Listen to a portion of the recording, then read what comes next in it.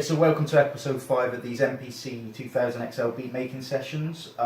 What we're going to do in this session was what we were intending to do in the previous episode, episode 4, was to chill it out a bit, because since I started this, all the beats have been pretty intense, you know, high energy beats. So I wanted to calm it down a bit. Ideally, I would have done it in the last episode, but yeah, that sort of took a turn in a different direction. So yeah, basically I've been on the hunt for a chilled sample, and I found the record.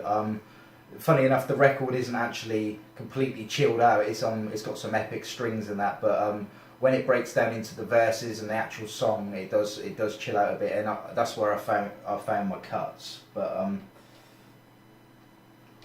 play a bit of the record for you now.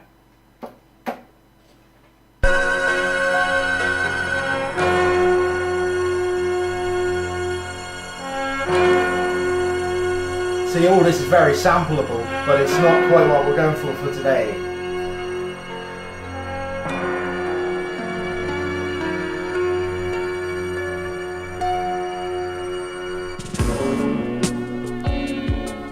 We want to do something with these loops, but it won't be what you expect. I mean, that's a loop in itself. You could loop that up and get away with it, but it's not really what I do.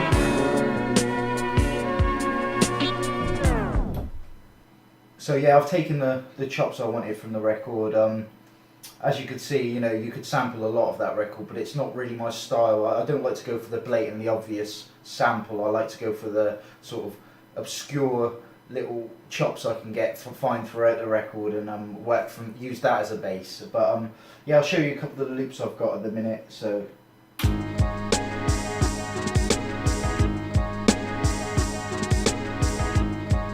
As you can see, very chilled. I want to go for that chilled out vibe.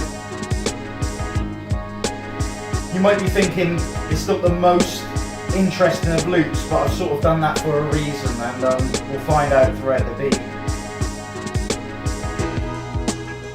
It's a little switch up here.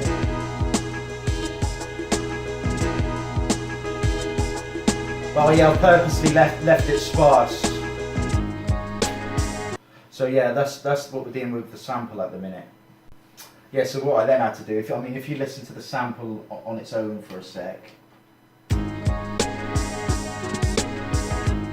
because of the nature of how I chopped it up, it's got a lot of weird percussiveness to the drums. So see. And so I had to make it my mission to chop that break to smithereens and somehow match the pattern, because yeah, I tend, if you're going to be too choppy with your samples, your drums can start sounding a bit of a mess. So you really need to sort of use the sample, any drums that may be in a sample as a bit of a template to follow. I mean, I chopped it up like an Italian kitchen.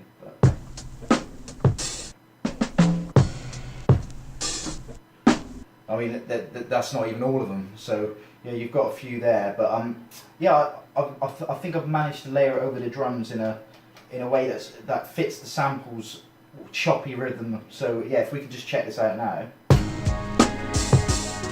See, I used the open hi-hat there. I knew I'd need a break with the open hi-hat, so I've doubled all of that up.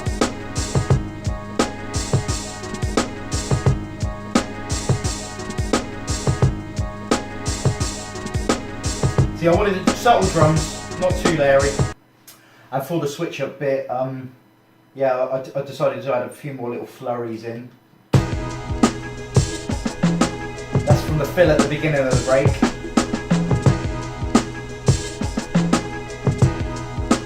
I'll bring it back to the room. So yeah. Right, so the main reason why I left the sample so sparse was because I wanted to put my own bass line around it, basically, and define it with the bass line rather than the sample.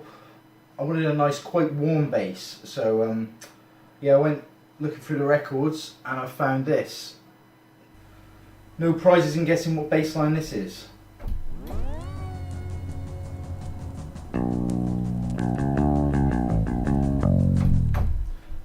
So we'll have a look at how I chopped that up. So a lot of noise, but I'm not that worried about it because I'm going to lower it down in the mix anyway. So right, so there's a few of the cuts I've got there, and now I'll give you an example of the bass line sounds like over the other samples. So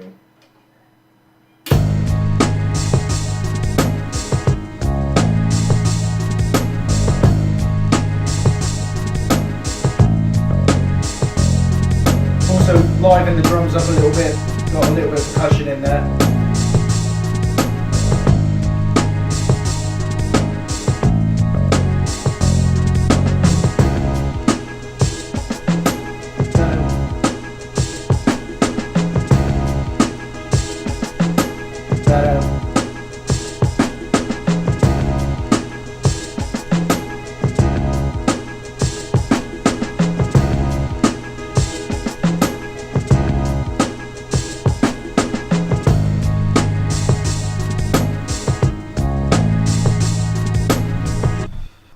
Funny, it's beginning to sound a bit southern playalistic. It wasn't my intention, but I'll roll with it.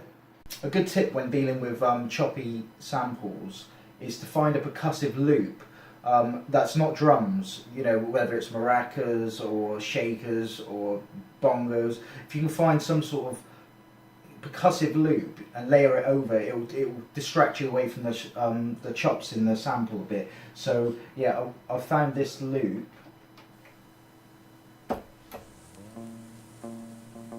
It's got a bass in it, but you hear that, the shakers? It's not the end of the world, that bass, because I've basically dropped it all the way out and you shouldn't be able to hear it. Right, I've layered it over the beat and this is what it sounds like. So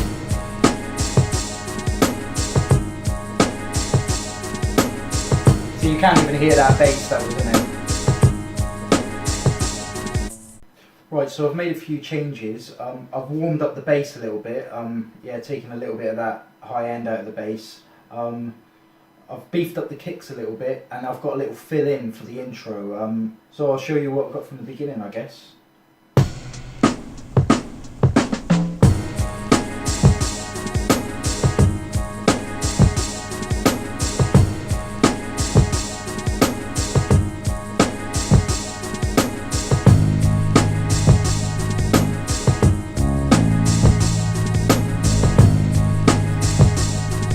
Fucking Playa bullshit.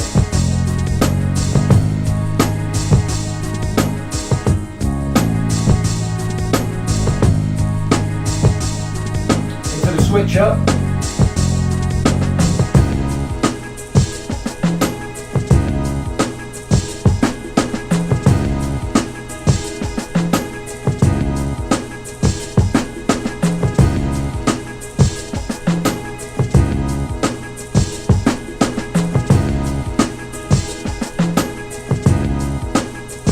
Back.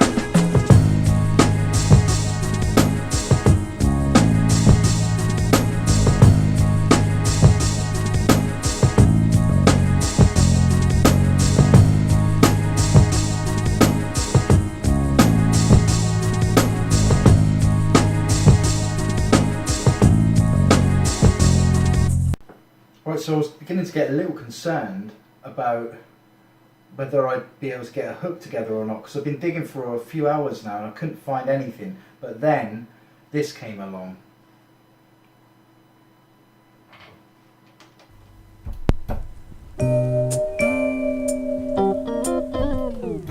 I just wanted those two bells at the beginning, basically. Yeah, so I brought them into the MPC and pitched them down, and they actually fit quite nicely over the main loop.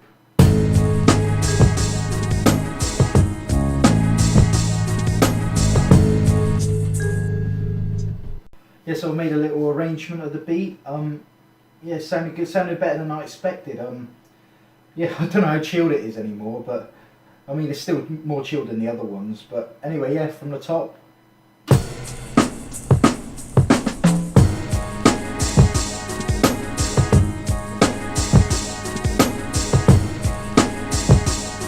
I made some slight pitch adjustments to the bass.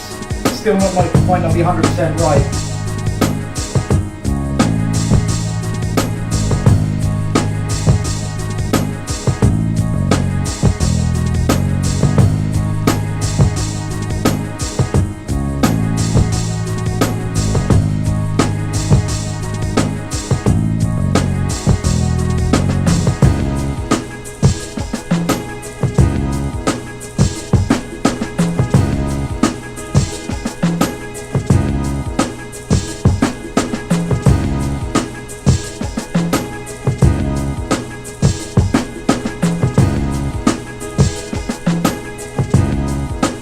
to the new hook.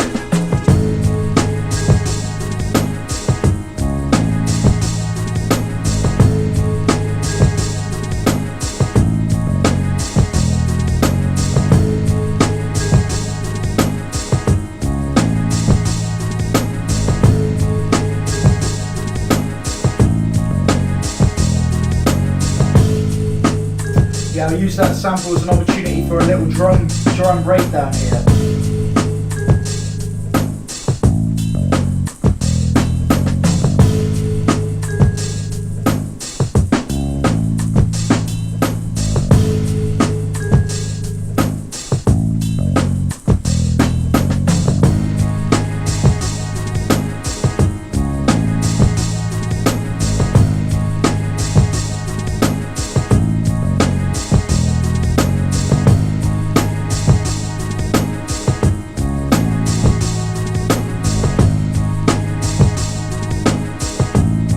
Yeah, I kept it short, 2 verses and 2 choruses, so you don't have to be here all day.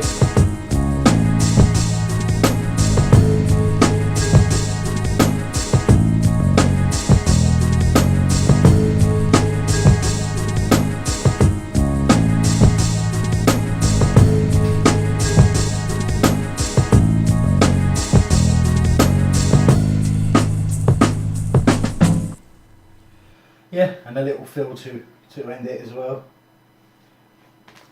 So these were the 3 records I took my main samples from.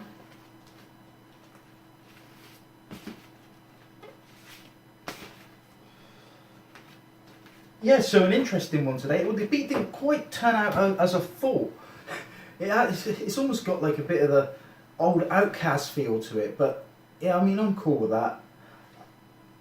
Yeah, sometimes you can get really sort of stumped when it comes to finding that sort of definitive sample to finish off the beat, but yeah, I think, you know, I got almost there today. Yeah, so I guess that's the end of this session. Feel free to comment in the comment sections, you know, leave your thumbs up, leave your likes or dislikes, and yeah, I'll see you in the next session.